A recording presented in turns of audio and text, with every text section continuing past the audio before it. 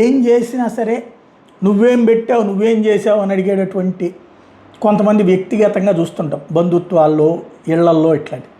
అలాగే పాపం ఆ మోడీకి కూడా ఆంధ్రాకి నువ్వేం చేసావు అంటుంటారు. ఏం చేసినా సరే రోడ్లు వేసినా, పోలవరానికి ఇచ్చినా, ఎయిమ్స్ ఇచ్చినా, 12 సంస్థలు ఇచ్చినా, అలాగే డ్రైనేజీలకు ఇచ్చినా, 30 లక్షల ఇళ్ళు ఇచ్చినా, ఏమి ఇచ్చినా అదే ఉంటుంది.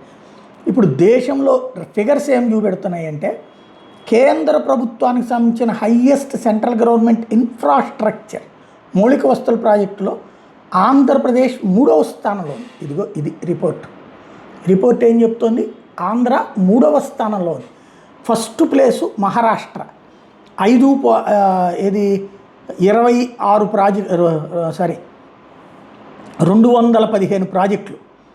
తర్వాత ఉత్తరప్రదేశ్ 180 ప్రాజెక్టులు. దాని తర్వాత ఆంధ్రప్రదేశే 141 ప్రాజెక్టులు.